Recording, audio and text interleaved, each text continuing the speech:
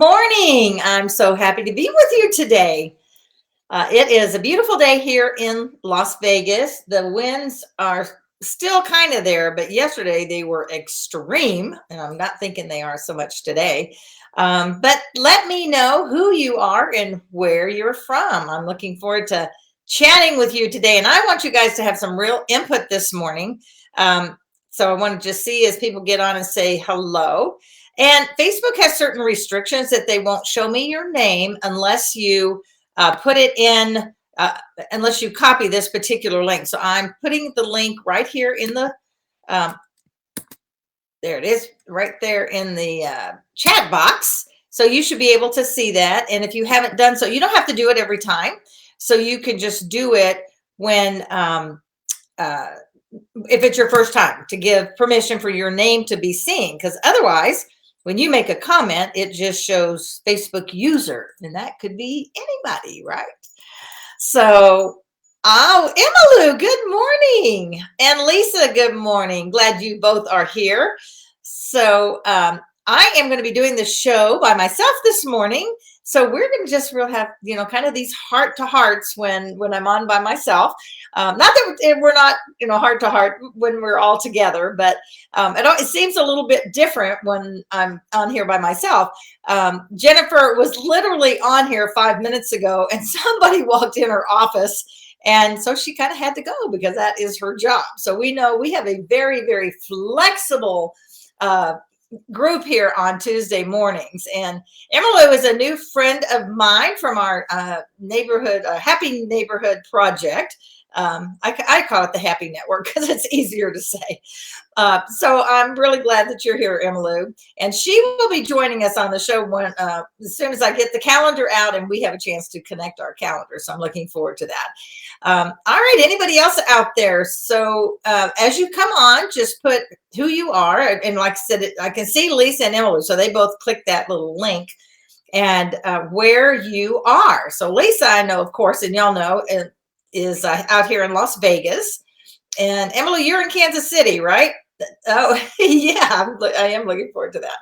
And Emmylou is all about connecting families and helping families be strong or resolving conflict so they can come back together as families. It's a wonderful, not just business, but ministry that she has. So I don't know why, Emmylou, I never can remember. It's like the fourth time I've asked you that. You're in Utah.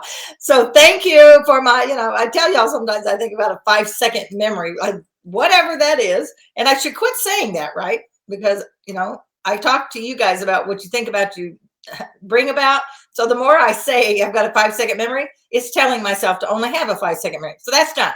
I will not say that again. Think mountains. All right. I will. I will. So I wanted to this morning, we're going to talk about well, a couple of things. I'm going to start out with what gives you joy. And I think sometimes we get so busy with busyness that we forget about what really gives us joy. What makes you happy? It depends on how you look at that. Now, I do think there's a difference between happy and joy. But they're in the same neighborhood. So this morning, I'm going to kind of just combine them into one. I believe, and y'all know as a believer, that I think true joy comes from, from Christ. When you are a believer and you have the peace of Christ, that true joy comes from Him. What I'm going to talk about this morning is so maybe we want to switch the words. What gives you joy in the things that you do? What makes you happy? What makes you fulfilled? In addition to the fact that as a believer, you have the joy of Christ already. So are y'all understanding what I'm saying here?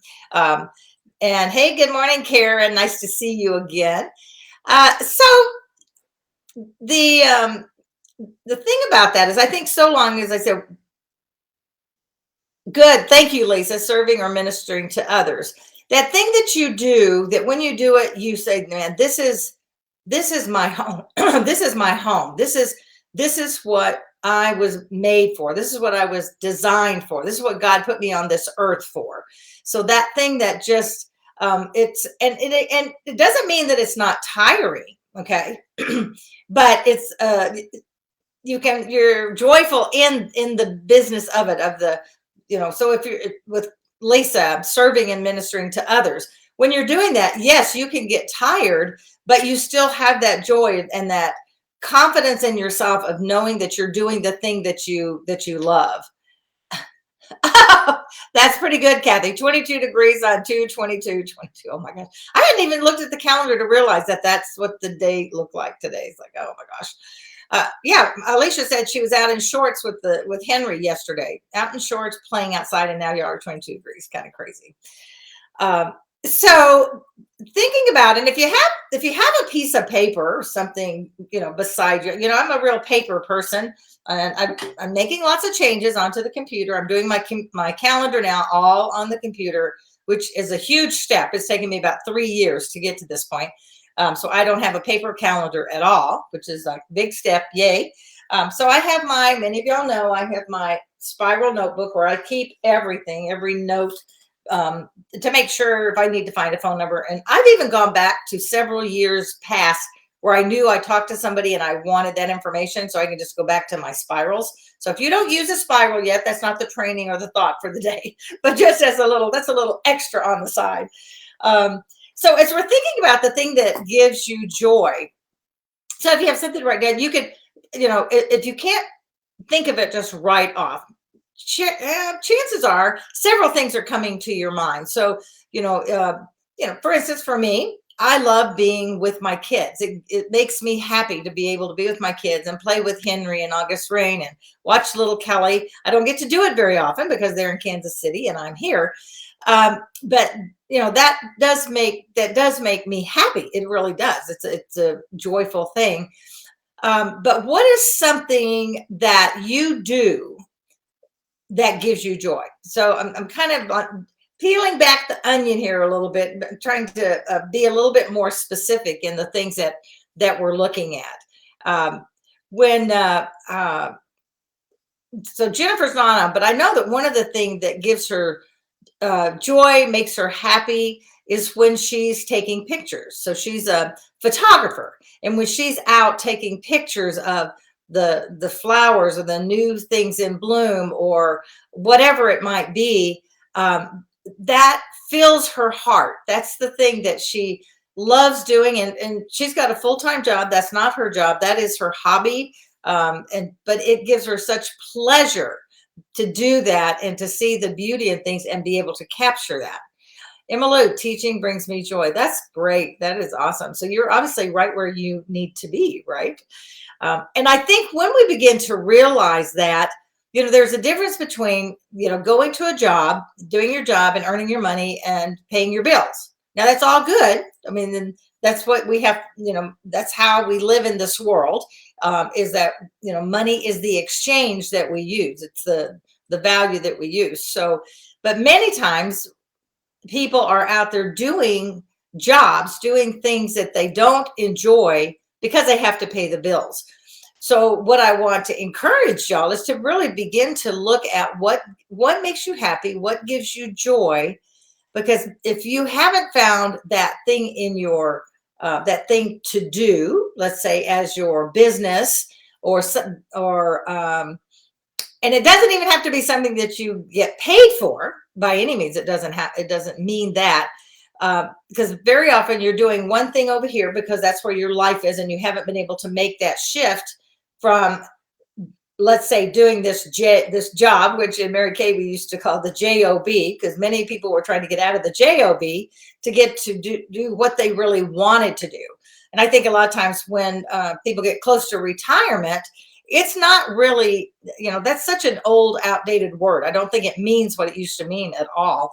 It really means another shift, going into a different season of life, which many people are looking forward to, doing the things they've always wanted to do once they leave the jobs. For instance, if it's a corporate job. Now, some people love their corporate job, and that's beautiful. I mean, I think if everybody did exactly what they felt their heart wanted to do, if everybody did what they were talented and gifted to do, the world would work. I met a gal yesterday at a networking event, and she walked in and she had, it was just beautiful, but she had blue hair. Okay, kind of dark blue with some light blue mixed in, kind of about down to here. And this fabulous blue painted cowboy hat with jewels on it. I mean, it was really, she made a statement. Nobody in that room missed her, so that's one of the things networking. Make sure people notice you, okay? You don't have to dye your hair blue. But come to find out, it actually was a wig that looked like her natural hair. Happened to be that she sat beside me at lunch yesterday, so we got to chat quite a bit. And that is her business. That's what she does is she's a creative. I mean, so she does hats, and she said, "Oh, I can do them any color you want." I said, "Well, great. I need a pink one, of course." And so she's coming to our lunch, our Fun Fearless lunch this week on Thursday to meet the gals. I said, we don't have anybody in our group that does anything close to that. And so come and meet the other gals, and they're going to want to know you. And she's doing that. So her story is, and I don't know her whole story because, we did have lunch, but we did get the chance to visit. But she's always loved doing those creative things.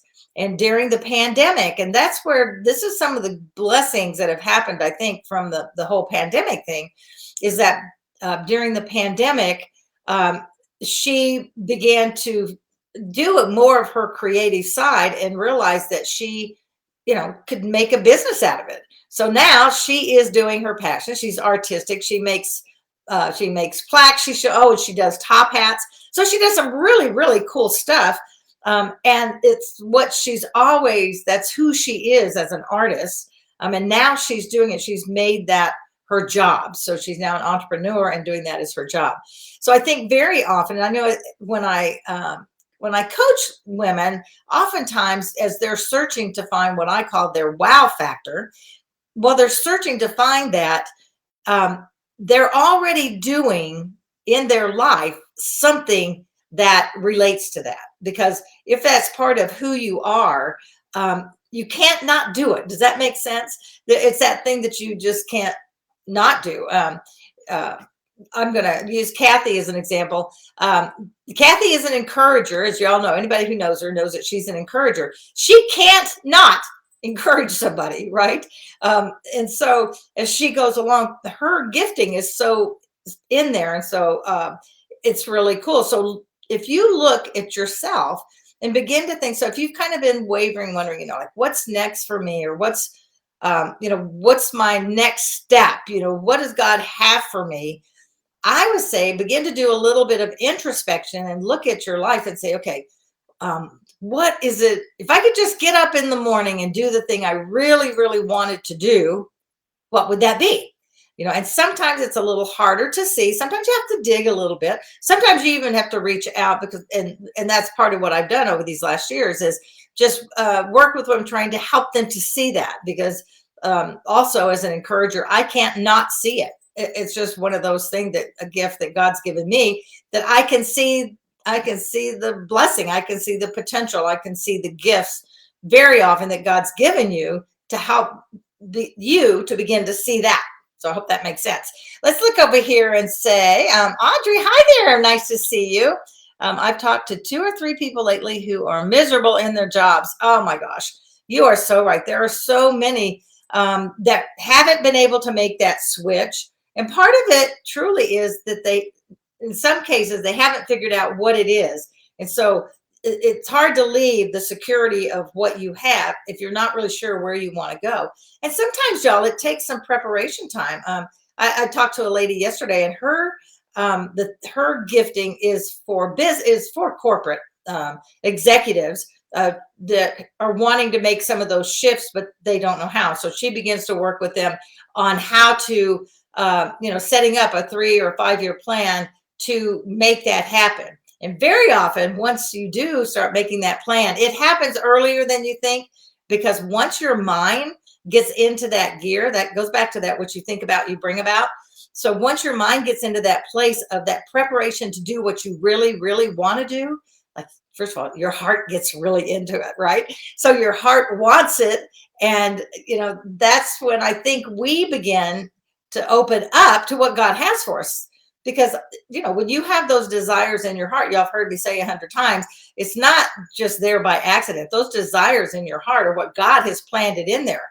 And and again, David Dendy gave me the verse the other day, and I once I can't remember it. It might be Psalms 135, but it says, and he will give you the desires of your heart. Okay. He's going to give them because he gave it to you in the first place by planting it in your heart. So that's why when you know that inside, don't try to disqualify it. Oh, I'm just imagining that, and put it off to the side. Well, that's not really real. And because somebody else has told you, no, you can't have that. You don't deserve that. All those negative things, like, don't even listen to those naysayers.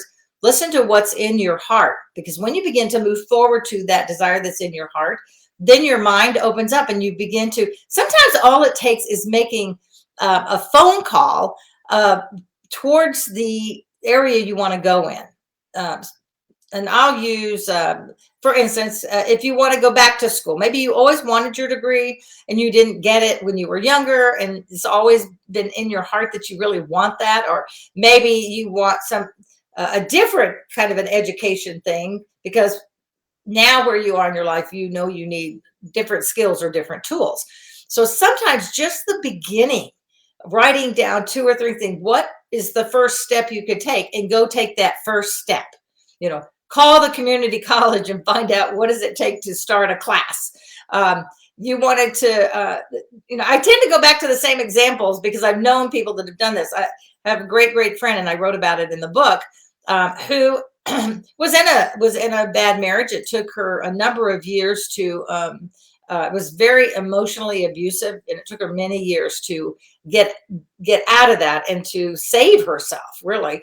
And I admire her so much. And she knew from the time she was a little girl, from the time she was a teenager, that she wanted to be a doctor.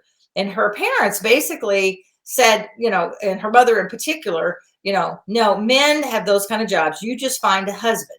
You find a husband, your husband will take care of you. And in today's age, we think that is so outdated, right? But there are still many areas even today where, particularly people maybe in the South, I mean, that's kind of the way the attitude was in the South. But I had girls in college with me that their whole goal was just to be engaged, to get married once they graduated. We see movies about that, right? But those things really did happen. I mean, and they still do, maybe not to the extent.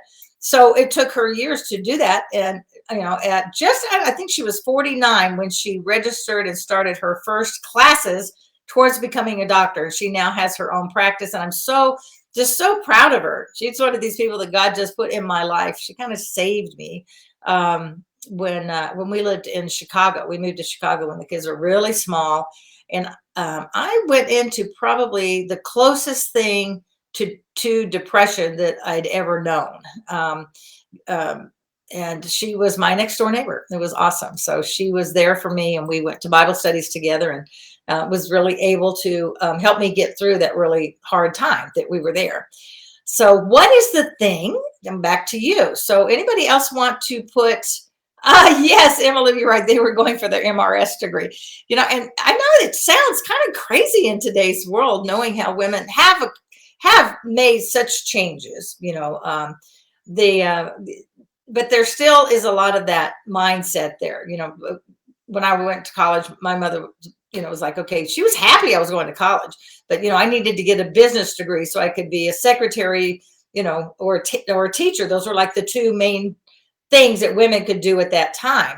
And so I want to encourage y'all, if you've been fighting some of that from your, by the time you're about my age, we're beginning to say, okay, I don't have to listen to that anymore. I can be who God created me to be.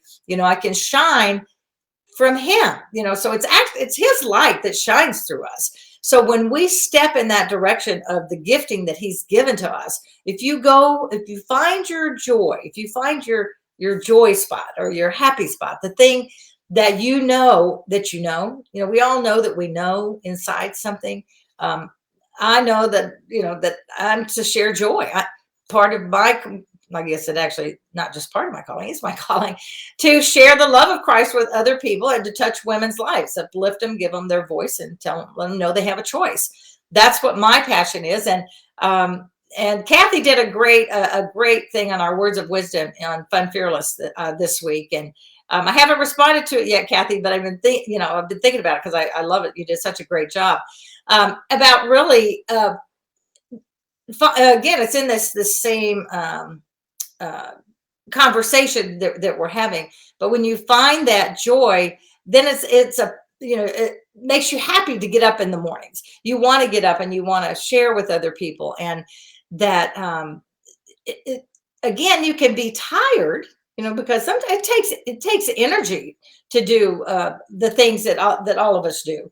So whether you're in full-time ministry or your ministry it goes along with your regular job, and of course I don't know who all is watching. If some of you might work for someone else at this point and you've always wanted to have your own business, then I'd say then start making the plans for the business. Start making the plans for what it is, what you feel your calling is, what it is that you really, want to do.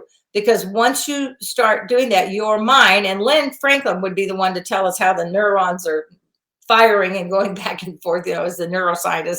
But there's something magical, powerful.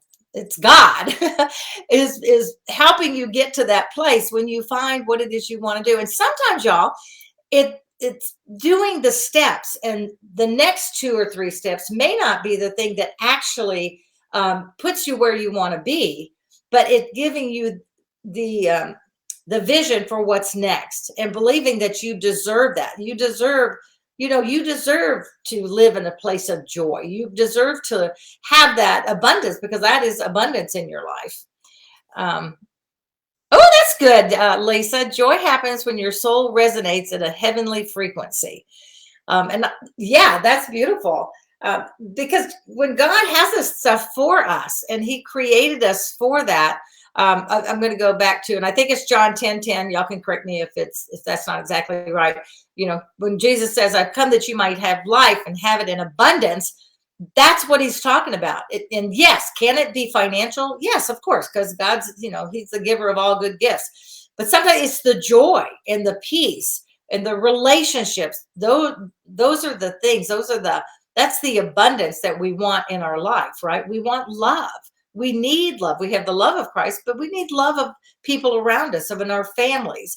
And so as you look for those things, I would say if you haven't found that thing right now that gives you joy, that you would like to spend your days doing, begin to write the things down and just maybe go through this week. And if you're feeling it, like if you notice like, oh, I'm really happy doing this. Become more aware of yourself and more aware of the things that you're doing, because it really will begin to light the path. It'll begin to show you which direction you should go, and reach out to somebody that you know and trust, that knows you very well, and who would give you honest answers about things. Because sometimes they have insight and can see what's inside you, or they've watched you over these years. Now, be careful. Do not go to someone who isn't a full 100% supporter, okay? Because there's always those that, I don't know y'all why, but they feel better when they can make you feel less. And I hope you don't have those people in your lives, but most everybody has at least one who just wants to hold you back. Sometimes it's because they're afraid you're going to make a mistake and, ruin your life. But you want to go to that person who's totally 100% supportive of you, and you can say, what do you see in me? What do you think my gift is? What is it that I do really well that separates me from other people? And then be quiet, right? Then just really listen to what they have to say, because you might be surprised. I mean, you really might. It's a pretty amazing thing to do. I've done it several times through my life. One of the last times, I remember having a conversation with my husband. I was kind of in that place of just needing to have some clarity. And I asked him, and he said, Delinda, you're a puzzle solver. He says, there isn't anything that ever happens that you don't figure out a way to make it happen. It's like putting a puzzle together. And what's funny is I never saw that. Once he said it, then I knew it was true. So I encourage you, if you're having any doubts, if you need a little clarity, you maybe just aren't sure of what direction is next for you, because this is such a perfect time, y'all. This is such a perfect time to step into your greatness, to step into your God-sized dreams, but to step into your joy. Find that thing. And again, it might take a series of steps. It might even take a year or two to get there. But mean, I think I can just promise you, because I've seen it so many times. Once you begin moving in that direction, you'll be shocked and just amazed at how God opens up new doors and windows. He'll bring the right people into your path because you're moving along the lines that he already preset for you, that he wants for you, because he knows what's going to give your life the most meaning, how you can act on your passion, and how you can have more joy in your life. Let me look over here. Let's see. Audrey says, if I could counsel people without taking it home with me and trying to fix it for everyone who comes to me, I would do that. Yeah, I think that is one of those things we have to kind of watch, isn't it, Audrey? Yeah, because we can't fix it for everyone. But I think if you have that gifting, which you must, what you said, if you could counsel people without taking it home, if you could counsel people and have them see it, that's the thing, because we can't do it for anybody, but we can help them to see that greatness within them. We can help them to begin to believe. And one of the things where I like to start, if I'm doing a training or a workshop or a speech on this, is that the very first step is to believe that you actually have a choice. You don't have to stay where you are. You can make different choices, and there's nothing wrong with that. Matter of fact, it's fabulous. I mean, the fact that God gave us a choice from the very beginning. We have the ultimate choice of whether we're going to believe in him as the Son of God, right? That's our best choice. Once we make that choice, and there's a whole bunch of choices every day that we make, and and to own those choices. Today, with our main focus on what gives you joy, and how can you put yourself in a position to experience more of that. Again, it's hard for me to just pull out of the air of what it might be for each one of you. And maybe what we will do, and y'all can send me a message and let me know. We could do our own little workshop on that, where I can set up a Zoom thing if y'all are interested, where we come together and begin to brainstorm on that, and where you play a safe place where you would know you could talk about those different things and maybe explore that for yourself, maybe discover your wow if you have it, because you have it. And it's an amazing thing when you can step into that and really begin to or continue. Maybe you are already on that journey, and yay, and that's great. And many of you that I know are on here already do know that. But as you go, so we each have a starting place, because it's not over. We're still here, right? We're still here. So since we're here, that means there's still more for us. There's more of what God has for us, more of what he has designed for us and has waiting for us. And are we going to accept those gifts? Because it's, and some of you may have heard me give this example before, but I think it's so appropriate. So if I want to give you a birthday present, okay, let me just say, so here's my birthday present I want to give to you. And I can tell you, it's like, oh, this is so great. You're going to love it. And, oh, I can't wait for you to open it, because inside is some amazing things that are going to make you so happy. And if I hand it to you and you say, oh, that's really nice. Oh, that's so pretty. And, oh, it sounds like it would be great. But if you never take it out of my hand, if you don't allow me to put it in your hands and you don't accept it, you never will open the gift. You won't know what's inside, all the goodies and the treats that might be in that. That's what God has for you. And that is from your job to your family life, every part of your life, because we're all integral. We're not little compartments out here, although sometimes we try to be. And sometimes, there's those times when you kind of have to put this up in the shelf so you can do the rest of your life and come back to it, right? But God has these kind of things for you. And so that's the joy. That's the joy. So when you accept the gift of him in the first place, but then begin to also unwrap all those other gifts, that's the abundance. So he has this gifts of joy and he has abundance of these various things. Then you're ready to accept him, and he can begin to continue to pour the blessings. And I love to go to churches where when people are praising, that they lift their hands and they lift their arms up, and you're praising and you're singing to God. And that is the stature that we need to have all the time, and because if your hands are open and your arms are open, just look at all the blessings you can get, right? You can just like, oh, yeah, yeah. And then we're not supposed to hoard them and then put them really close, right? So then as we receive the blessings and the abundance and it all overflows, then we have so much then we can give to others. Because if you're overflowing with joy, people notice that. People are watching you all the time. So as Christians in particular, we should be living and being the joy, to other people. And I want to say something too. Just because you're going through hard times, so you may be, and a lot of people have through this whole time of the pandemic. So even though there are hard things that you're dealing with, you can still have joy. The joy doesn't have to go away. You do not have to live. And one of my favorite ways of looking at this is you do not have to live in the negativity. Yes, this thing over here, when we went through our financial thing, yes, it was there all the time, right? But I didn't have to live there in my heart. I chose to live knowing God had an answer. I sure didn't, because I just had no answers. But God did, and I knew that he did. So no matter what it is that you're in the middle of, there is hope and there is an answer, and God has a way for you to either go around or through or whatever it is, so you can still have joy. And I think, I don't know, I'm feeling that right now, that if anything that you hear or have heard today, if you can just understand that you don't have to live in that hard place. It doesn't have to permeate your whole life. It doesn't have to determine everything about you. You can still live in the joy. You can still be happy in your heart. That's where I feel that joy is the better word than just happy. Happy is when I go to a birthday party or have a good dinner or something.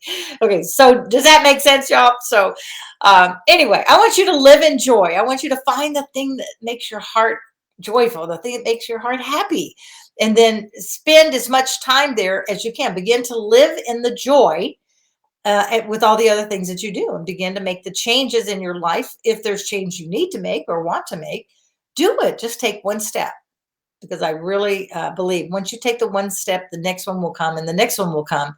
But the first one is the hardest. So don't plan out your whole life. Just take one step. All right. So I guess that's my message for the day. Thank you, Emmylou. Thank you for saying that. Let's see.